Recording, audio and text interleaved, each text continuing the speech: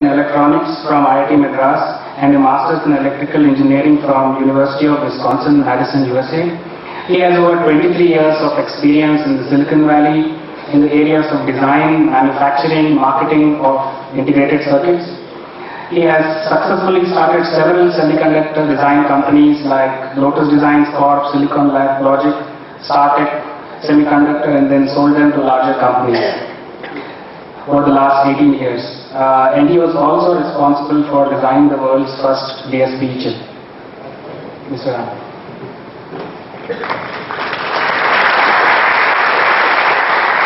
Very good morning to all of you. I have about 10 minutes to talk about electronic engineering. Just want to give you a brief on me. 1965, I joined IIT Madras. 70 graduated. Well, that's 40 years ago. I think all of you are not born yet. All the students, I mean. Must have been the previous life then. A lot of things have happened since then.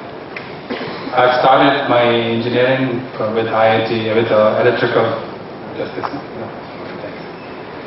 engineering, HC those days. It's called power, high current. There was HC and LC. That was not what I wanted to do. So there is a little story, I'll get to one of the slides, about my journey through this 40 years where I am today in electronics, where was I design. Throw some light onto what you will go through in the next few years after you graduate and not happy with what you're doing or want to change. So it's quite open actually, because it's very encouraging.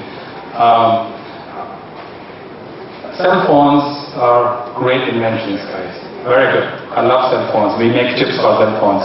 We supply to Nokia and other people. The reason I'm saying this is there are about 300 plus students here, plus 300 plus parents and 100 other people, 700 cell phones or maybe 600 cell phones. My pet peeve, will you please, all of you guys who have forgotten, just put them in silent mode, vibrate mode, wherever. I keep hearing all these ringtones in the background. It's very disturbing to people who are trying to concentrate on this, and I keep saying this as a statement of every speech that I give. So bear with me and please put them in silent mode. Everybody will appreciate it. Thanks a lot. Okay. Electrical engineering overall, I'm going to talk about electronic engineering, especially in electronics, microelectronics. So we'll get down to that in the next couple of slides. But just before we go from this slide, electrical engineering as a whole has many, many subtopics. I've listed a few.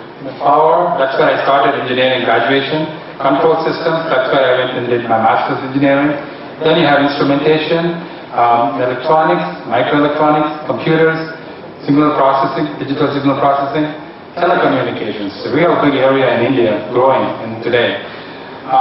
So there's a lot more to it, but I've just listed the major categories that electrical engineers can choose after your graduation. Go work on that as you proceed to your professional degrees and professional jobs.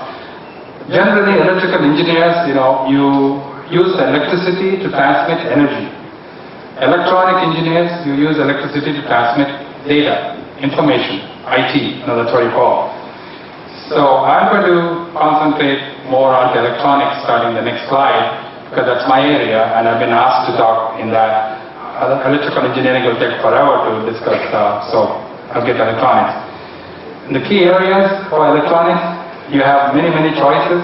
Consumer electronics such as toys, cell phones, there's quite a few of these things. You're all familiar with, handheld devices, iPods, they're all consumer electronics. Then you have automobiles.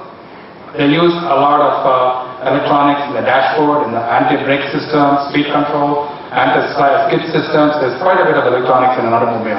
There are 150 chips in Mercedes-Benz today. So that's a lot of electronics. Set-top boxes, you'll see them on the TVs and changing channels and programming and all that stuff. Medical electronics, huge area. Smart card industry, which has just started with the UID project, and it's going to grow into a very, very large business. Billions of smart cards, millions of smart card readers. So that's a new area. Keep your eyes open. And my company is also working in that area. Now, there's a lot of coursework you need. This is skills and aptitudes required for electronic engineering. There is a lot of coursework. In the first year or two, you are taught, or actually continued, you are taught mathematics, physics, basic electronic engineering, devices, circuits, digital techniques, electronic measuring instruments. I mean, there's VLSI techniques, data communications, embedded electronics. We're going to dump 4 years of stuff onto you. There's a little bit of each. So you'll know quite a bit of that, but you understand what is electronic engineering. But really, you won't know where to go from there for a job, or what after bachelor's. So I know all this stuff, where am I going to concentrate? We'll get to the next slide. In addition to all the coursework you need, a real successful electronic engineer, or any engineer actually, in this particular case, today you need computer literacy, almost a must. Everybody should know that. You need strong numerical skills. You need to be really good at mathematical analysis, writing all those equations, solving, thinking logically. Electronics is nothing but just logic. It's just what happens, flow charts. That's electronics. So it's numerical skills and logic is important. Then you need a lot of organizational skills, how to work with the rest of them. That brings it to teamwork also, team-oriented. It's not just a single person. You have to work with a group of engineers to come up with a solution a lot of times. So you need to be a team player. And you need to know a lot of technical languages, C++, Java. You'll learn all this in the university or on your own during you get a short time break in the summertime or something. You can enhance your techniques by doing some of these languages. Then you need to be good at problem solving, thinking out of the box. Not just, this is not right, don't assume. Just think out of the box and go for solving a solution. You learn that as you work. You learn as you start working professionally. And very important is written communication. You need to put down everything you write, everything you design on paper. So your juniors, later as you become managers, they take that and read and continue from that. So it's very important, strong written communications. Now, in electronic engineering, we went through electronics and said there is a VLSI, very large scale integration design. Then there is analog digital designs called mixed signals, computer architecture, radio frequency, RF microwaves, communications, signal processing. Then that's all the hardware side design. But there's also software and electronics. So there's both opportunities you can go into. Embedded designs, writing operating systems. You have so many operating systems keep coming every year thanks to Microsoft, Windows, then you have Apple Mac, then you have Unix, there's quite a few, Linux, there's a lot of OS. So you need to learn all that. The more they're all specializations. Once you have a degree, you can specialize in those and go for an area in that particular area. Now, what are the roles? What do you choose to, what do you become when you graduate? After you get your bachelor's degree in electrical engineering or BTech or BE or one of those degrees. You generally start with a design engineer or a staff engineer. There are two areas. You learn, you're just first year, couple of years, you learn how the industry works and what your job is. And then depends upon all the stuff that I mentioned, your aptitudes.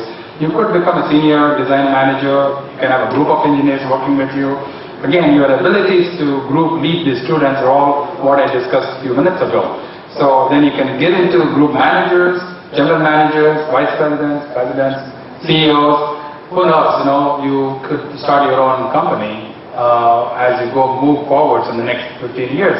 That's not a long time. So you could be an entrepreneur. Electronics, is changing very, very rapidly. You start studying today. 4 years you graduated. It's really changed a lot what it was 4 years ago. There are different devices, different ways of doing stuff. It's just mind-boggling. Amazing things have started there. Now, I've given you a brief on what's available, what are the key areas, and what you can expect to be as an electronic engineer. Here is a quick, I'm running out of time here, so a couple minutes of my personal story. I think it throws light on what you could probably do there. I did not want to be an electrical HC. When I went for my interview, 65, They said that's all is available. I wanted to be an electronic engineer. They said, no, you can get in HC,